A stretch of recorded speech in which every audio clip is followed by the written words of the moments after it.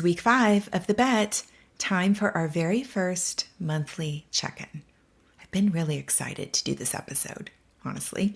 And I can't help but notice how similar this feels to doing weekly check-ins with my physique coach, how I used to do that. Every week I would submit photos of myself and along with my measurements and all my metrics, and I would answer questions about my sleep and my training and what were my wins from the week and what were my struggles.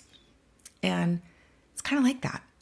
We're weighing in, showing up as we are for the month, except here there's no coach waiting to give me feedback on the other side. It's just me. I'm both the athlete and the coach here. And it is up to me to track the data and make the decisions about how to move myself forward. Make the decisions about what I think are actually going to move the needle over the next year. Welcome back to the bet.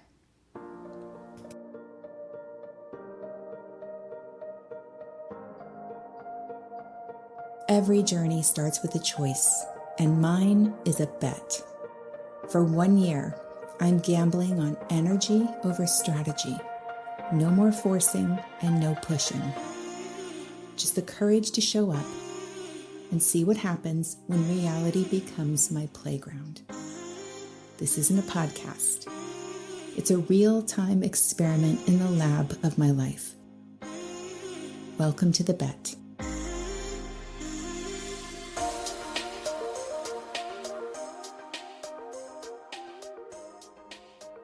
Time to look at the metrics.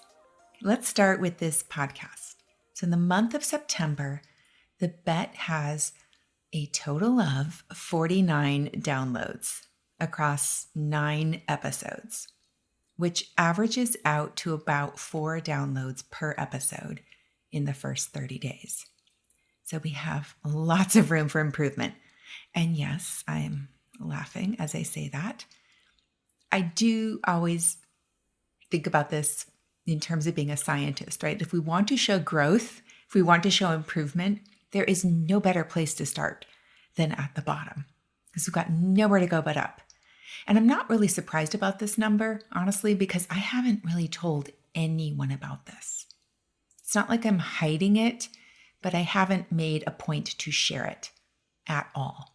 Like zero promotion, which means anyone who shows up here is from a purely organic state. I've had one person tell me that they've listened to an episode or 2. So hello, if you're out there, you know who you are.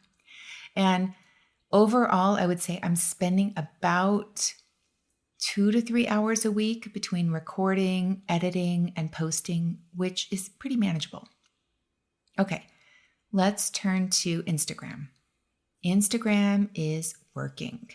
September brought in, looks like 18,400 views from 64 pieces of content.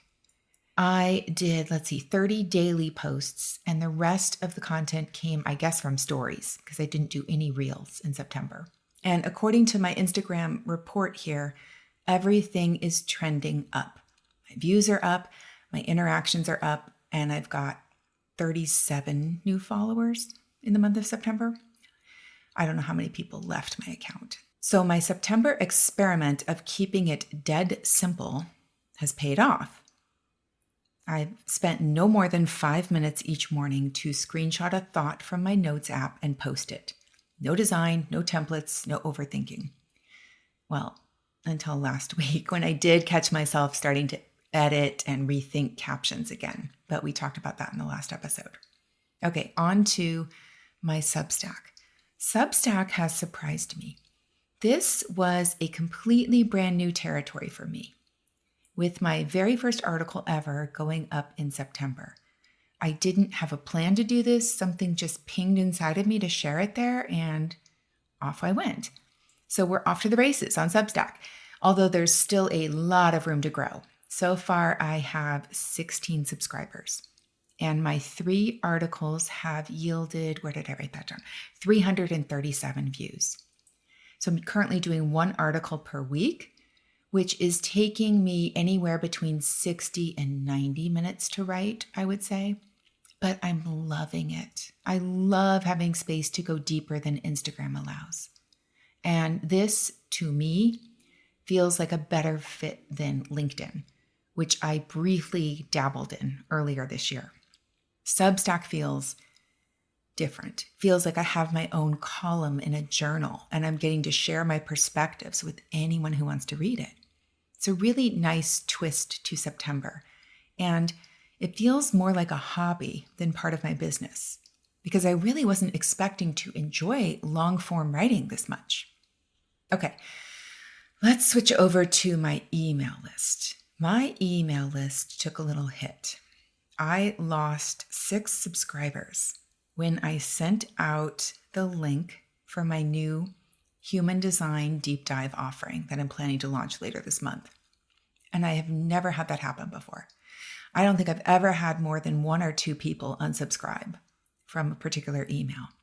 So I was a bit surprised by that, but I was also surprised by my reaction because my very first thought was, good.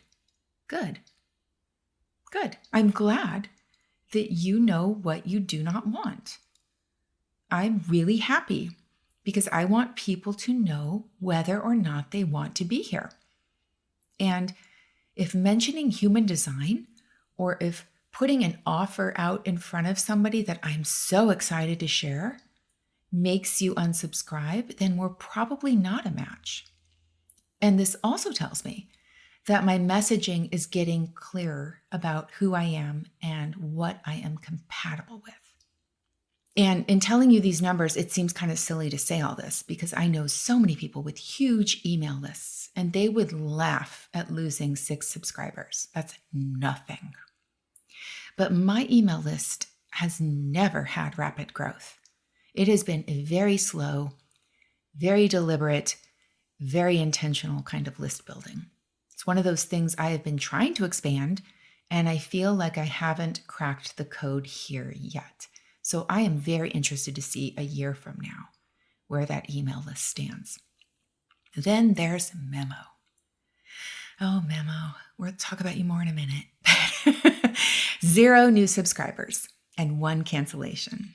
Plus the whole platform transfer debacle where all my emails went into the void, and I still don't know how many people got lost in that mess. So we'll circle back to Memo later because there's more to say here, but that's just the numbers. Okay, revenue for September, $356.95. Yep, that is my revenue this month. Now, granted, I didn't have any launches at all, so it's not like I had offers up for people to purchase aside from Memo. But that's where I stand. This was all from recurring income. Just reporting this as part of the overall business picture.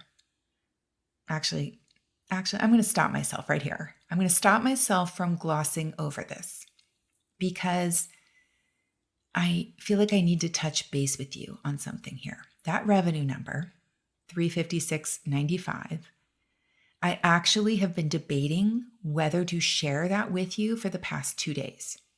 Like debating up until the point where it came time to hit record and actually make this episode. Because for some reason, sharing your revenue feels exactly like sharing your weight. You know what I mean? When somebody loses 50 pounds, they have no problem telling everyone, I lost 50 pounds. But they're not walking around at the beginning of their journey announcing, hey, I weigh 185. Like nobody does that.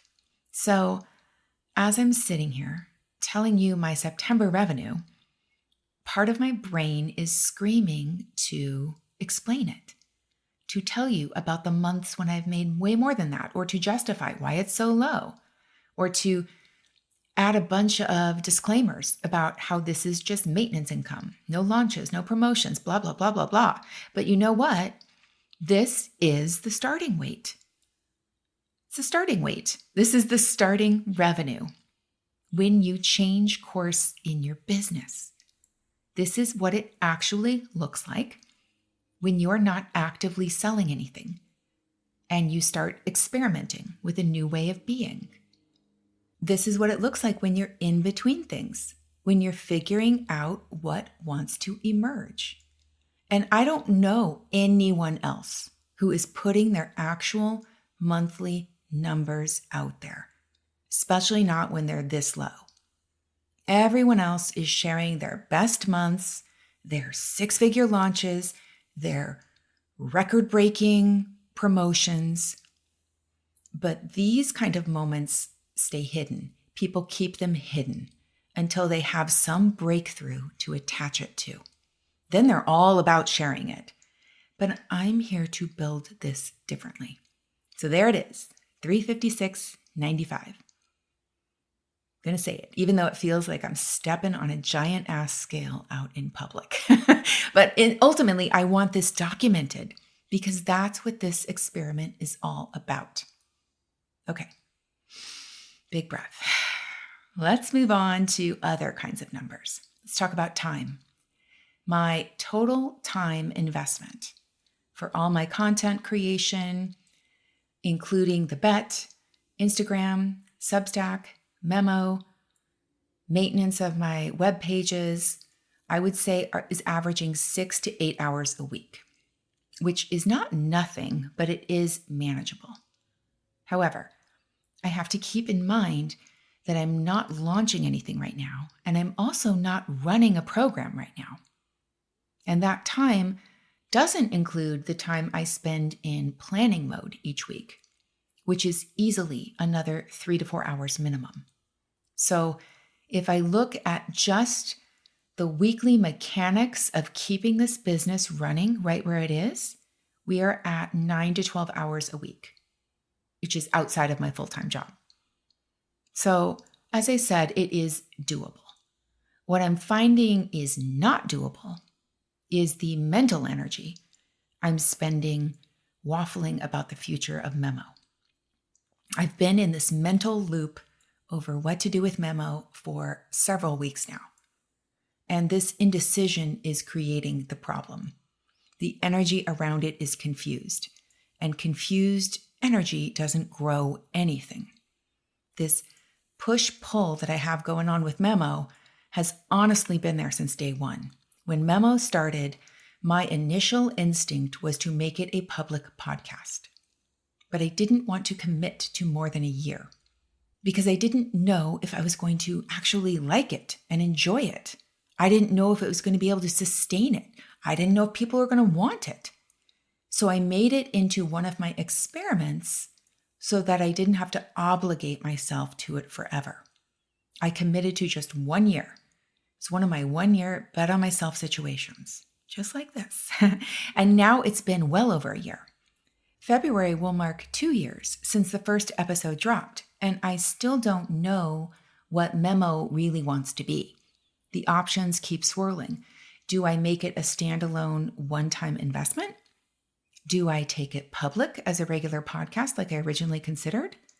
Do I create monthly subscriber experiences with themes or masterclasses or Q&As?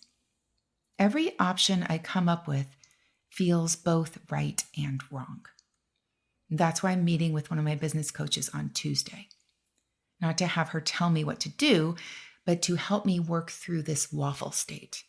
When you waffle, things stagnate. Memo is proof of that. Now, you might remember I talked about this, I think, briefly. In September, I invested in a podcast guesting intensive, basically learning how to get booked as a guest on other people's podcasts.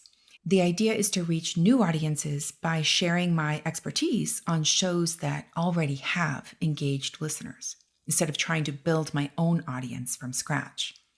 I would go where people are already listening. So I'm meeting with that consultant on the 14th to review all the planning and start booking appearances. And the goal is 8 to 12 podcast bookings over the next few months. But here's the catch. I need to determine my messaging. What do I want to talk about? What am I even sharing if I don't know what Memo is? What's my core offer when someone asks, how can people work with you? So this needs to be settled because this confused energy does nothing but keep everything stuck. last Friday, while I was recording a voice note to myself about whether I should publicly promote this podcast, The Bet, I started thinking about my history with business. When my son was a baby, I accidentally started a business on eBay reselling his baby clothes. I had no idea what people would pay for these gently used European baby clothes, and it snowballed into way more than I planned. It turned into a fully fledged business with a customer loyalty program, a website, shipping department, everything. It all started because I needed to generate some cash while I wasn't working. Same thing happened later with a drapery business I accidentally started. I was redecorating my house and I wanted these silk drapes from Restoration Hardware. I needed something like 24 panels, and they wanted it's either $400 or $600 a panel. I thought that was ridiculous. So I found this amazing silk mill in India that would make them for $37 a panel if I ordered 200 of them, which was going to be less than if I just paid full price at Restoration Hardware. So I placed the order, I kept what I needed, and I sold the rest on eBay. I think for like $89 each. That ended up working so well that I ended up turning that into a business. We had different sizes, colors, the works. And that lasted for about 2 years until the factory realized they could just sell these direct to consumer, and the margins weren't worth the effort for me to do it anymore. It wasn't even like I had a passion to go into this business. I had really no desire at all to go into the drapery business. It just turned into that. But I realized in both instances, the business developed from filling a need that I had. The business part was never intentional. It was accidental. I think about Irresistible Mind, which was my very first program, my signature program, kind of started the same way. I really wanted to master my own mind. I wanted to build a mind that wins. I was fascinated with how energy and mindset work together. I already knew all about brain mapping from my clinical work, but I was really curious about how the energetics of human design could inform how we program our brains. So I decided to build out a whole curriculum because I wanted to study it for myself. And I also really wanted to test it on other people. And so even though I was technically selling it, I was offering it in exchange for money. It was never about making money. It was about, can I study more and more people to find the common links here? What energetic patterns can I spot? I was just so driven to investigate it. I was so intrinsically motivated to combine human design with brain mapping. I wanted to experiment to see if it worked on other people. So the thought was, let me see if this works on them. It was not, how can I market this? So that might also help explain why Memo feels stuck, because it feels like I'm actively trying to sell something versus sharing how I made it for myself. It's so interesting because when I look at this whole thing through the lens of my own human design, the pattern makes perfect sense. I am a 1-3 profile, the investigator and the experimenter. I go deep into things for myself first. Then I share what I've discovered through my own experimentation. Plus, I also happen to have a ton of what's called individual circuitry. Individual energy isn't about the collective or the tribe. It is about mutation, about bringing something new that doesn't exist yet.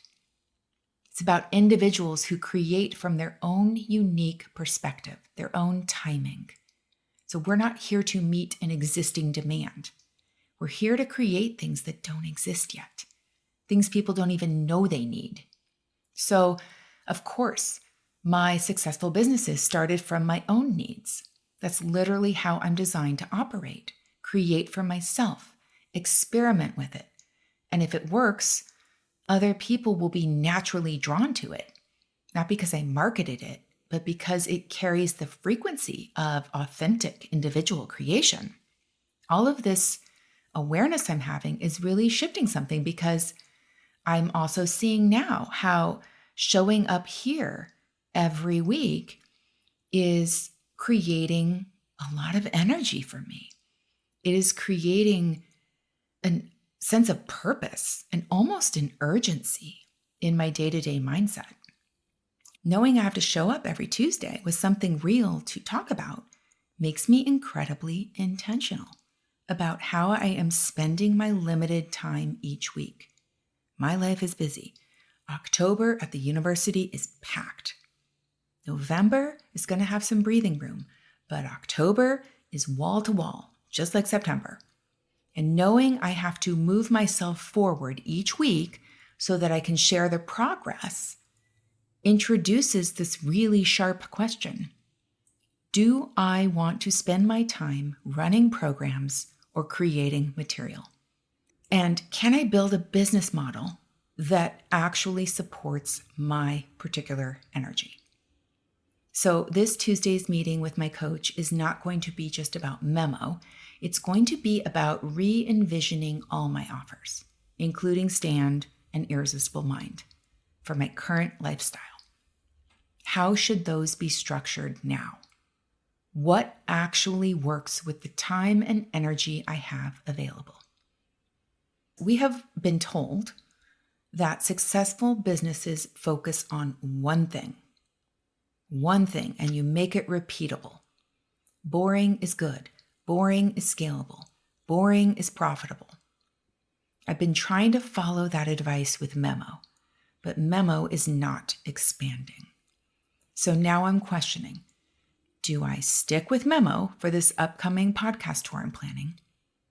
Do I spend real time making it its own solid product? Or do I lean into creating variety, since that seems to fit with me energetically? But then again, look at my Instagram experiment. Making it simple, making it boring has allowed me to do so much more. 5 minutes every day instead of 45 minutes of design work. Same content. I actually think it's better content, but different approach. The September Instagram project proved to me that stripping away complexity actually increased my engagement and my results. So this makes me think about Memo differently. What if the problem isn't what Memo is, but that I've been making it too complicated? What if, just like Instagram, the answer is to strip it down to its simplest, most sustainable form? Simplicity is the power. When Instagram became simple, it became sustainable. When it became sustainable, it became effective. So maybe Memo needs the same treatment. Just pick the simplest version that I can maintain without drain, even if it does feel boring. Maybe that's the lesson. Not that I need one product, but that each thing I make needs to be simple enough to maintain without draining me. I don't want to just make myself busier. The goal is finding a business model that matches my energy. Maybe my individual circuitry needs variety. Maybe the one thing model works for tribal or collective circuitry, but not for individual circuit people like me, although I do have tribal energy as well. What I really don't like is showing up in the same questioning state week after week, still waffling about the right way forward. By next week, a decision will be made. I will be moving in a definite direction. That is me, speaking from a place of commitment and self-leadership. So, what did month 1 teach me? First, building from my own personal needs works for me. Every successful business I've accidentally created proves this. When I solve my own problem, other people want the solution. Second, and this has been huge, I've caught the pattern of proving myself repeatedly. I never would have seen that without intentionally doing this work. The proving pattern costs so much energy. And I'm really proud of myself because when I caught it happening with the mini memos, I pulled the plug instead of making myself stick with it because that was the plan. Third, I'm really seeing how the energy of confusion creates stagnation. Memo is all the evidence I need on this one. Until I decide what it is, it cannot grow. Fourth, I have proven that simple consistency beats complex systems. Instagram proves this to me daily. 5 minutes with zero formatting outperforms everything else. And now I have sailed into October carrying forward this same system. I'm using a new backdrop for the month and a new theme, but otherwise the same strategy because it's become a very easily repeatable habit. And finally, I have learned that weekly accountability creates focused intentionality. The bet might be the biggest win of month one, this podcast. Not in terms of downloads, but in terms of forcing me to see what I've been blind to. That Friday question I was asking myself about whether or not I should be promoting this podcast or whether I should protect its energy by keeping it close to me for now, part of me understands that learning in public is a very powerful way to keep yourself in a state of growth. But part of me also knows that it is important to keep things close to the vest until they are strong enough to withstand other people's opinions and other people's energy. Like a little sapling that's sprouting from the ground that needs protection before it can handle a storm. And maybe that's okay for now. Month one needed to be protected. Month two is going to bring decisions. All the more reason to continue catching myself in these waffly moments and make the damn call. So, October is going in a new direction. Tuesday's coach meeting will bring clarity to the memo question and a decision will be made. The Human Design Deep Dive launches at the end of this month. Small group, 30 days, going deep into individual designs. That feels so clear to me and so exciting. The podcast tour prep is going to continue, meeting with the consultant on the 14th to finalize planning and start booking. The messaging will become clear once Memo's identity is decided. October stays busy at the university, but the bet continues. The weekly accountability continues. The experiment of energy over strategy continues. Month one is complete. 49 downloads. Mini memos are gone for now. And I had one major revelation about how I actually build successful things. What if success isn't about finding the one thing, but about honoring how you actually create? Every business I built that worked started with solving my own problem. No selling required. Natural demand for something that already worked. The bet itself is that kind of creation. I built this for me to keep myself accountable, to document this experiment. If others find value in it, that's great, and they will find it. If they don't, I still got what I needed. Clarity, accountability, evidence of what works. Month two begins with decisions. Clear, definite, forward-moving decisions. The experiment continues, the documentation continues, the bet continues. Go bet on yourself.